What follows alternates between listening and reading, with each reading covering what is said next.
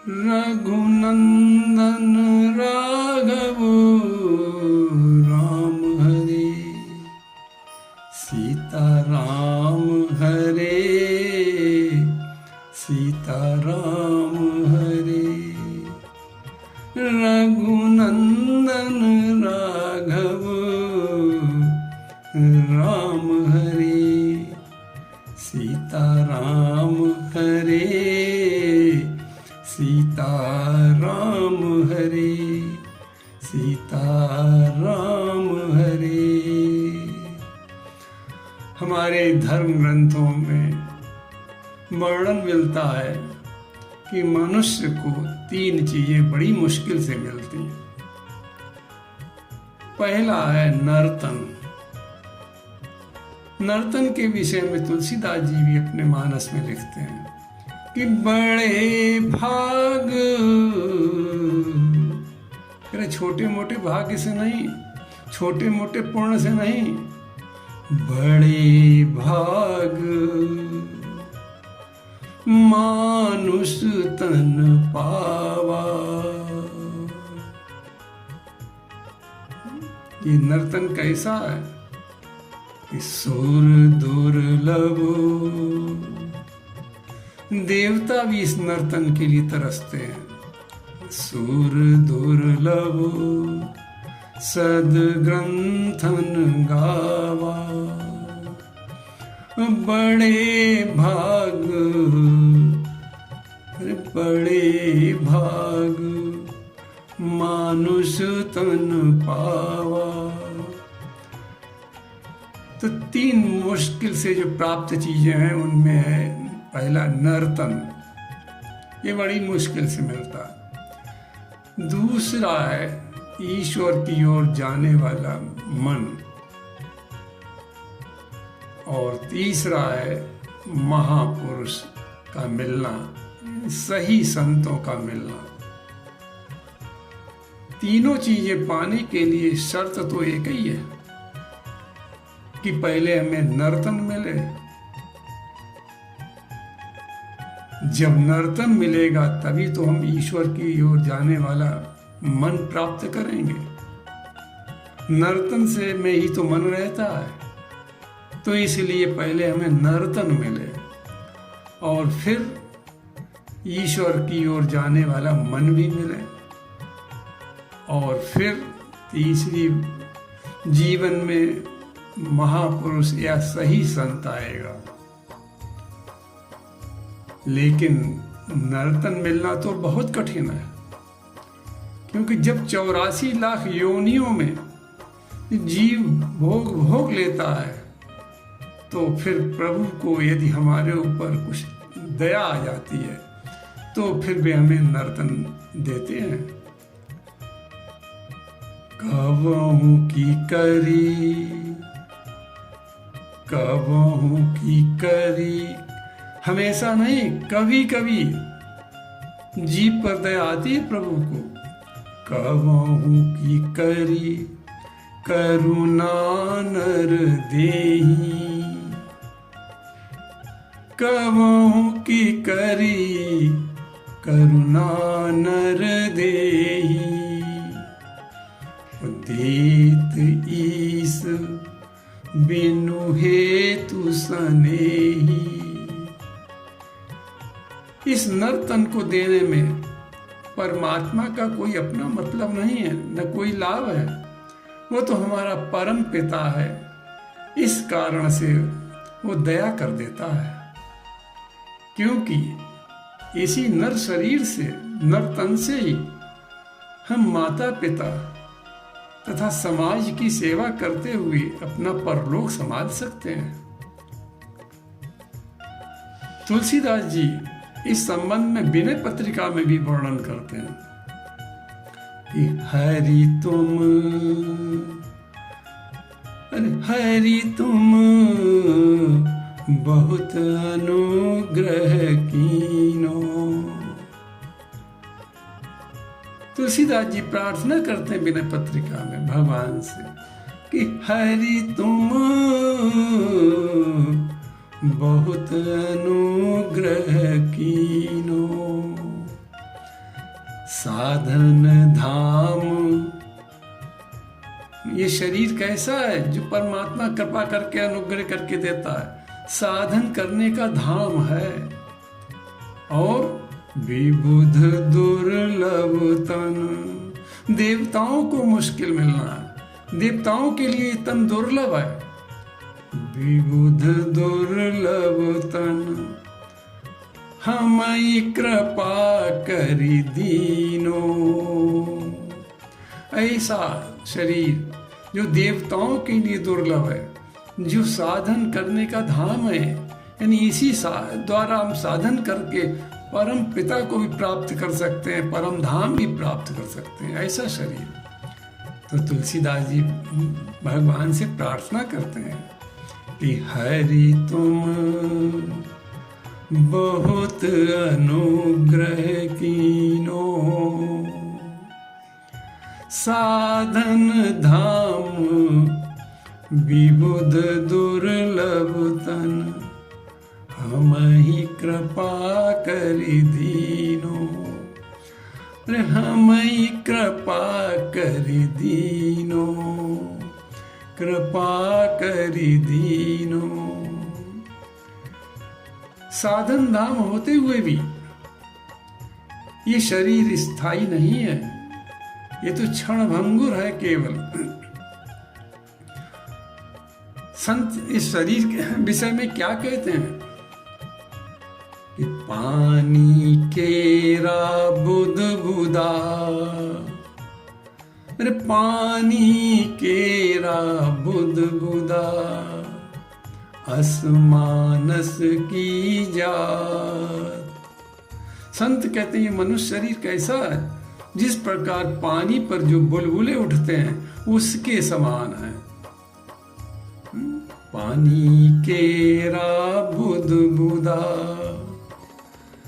असमानस की जात, देखत ही छिप जाएंगे जैसे तारा प्रभात।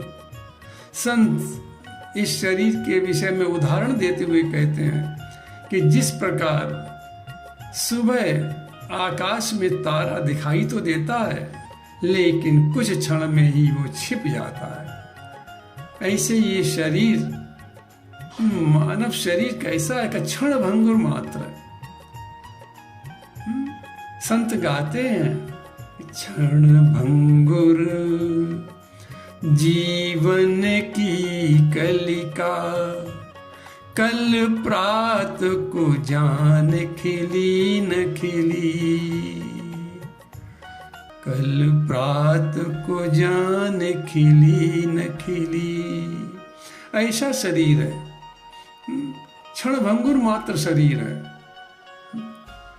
तुलसीदास जी कहते हैं कि यद्यपि ये शरीर क्षण भंगुर तो है, इसका कोई निश्चित समय नहीं है, लेकिन ये शरीर गुण और ज्ञान का भंडार है।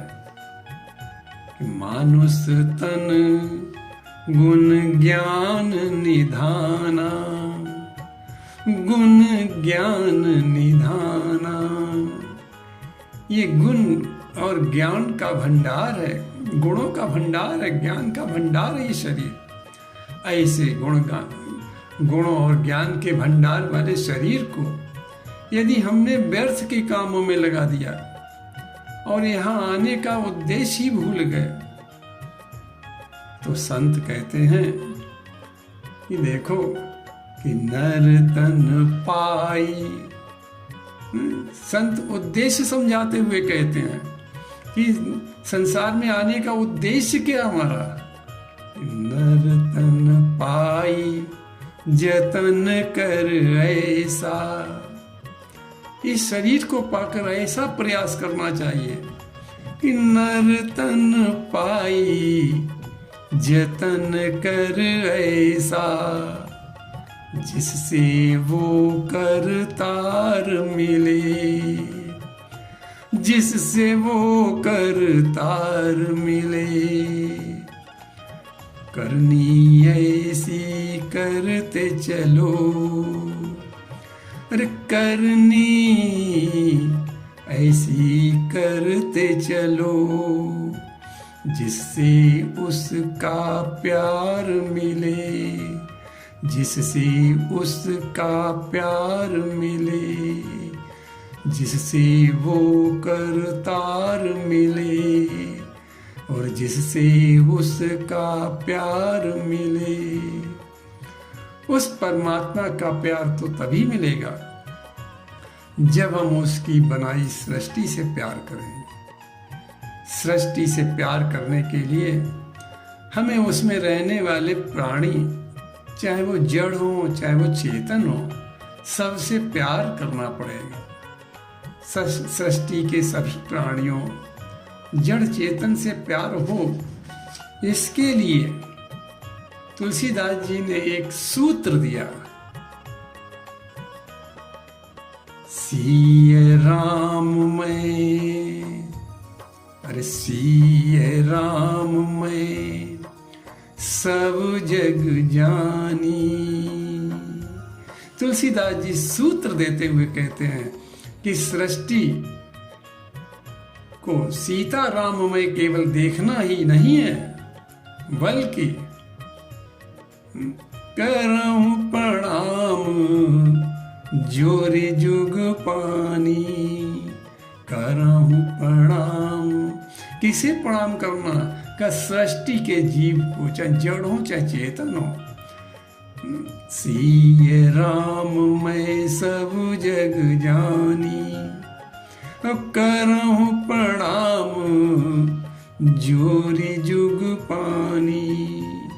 जिस प्रकार हम दोनों हाथों से प्रणाम करते हैं, वैसे ही हम दोनों हाथों से सबकी यथा योग्य सेवा करें, तभी हमारा प्रणाम परमात्मा को स्वीकार होगा।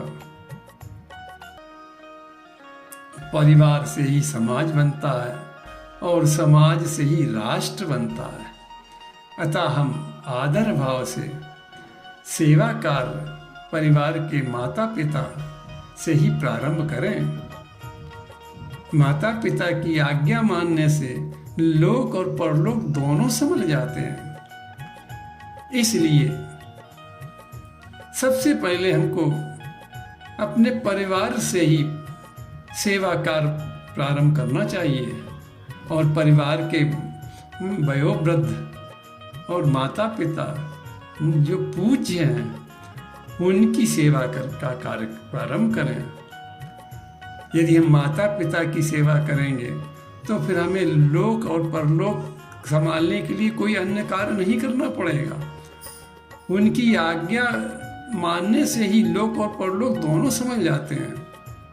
इस संबंध में तुलसीदास जी कहते हैं, मानस में कहते हैं कि अनुचित उचित विचार तजी,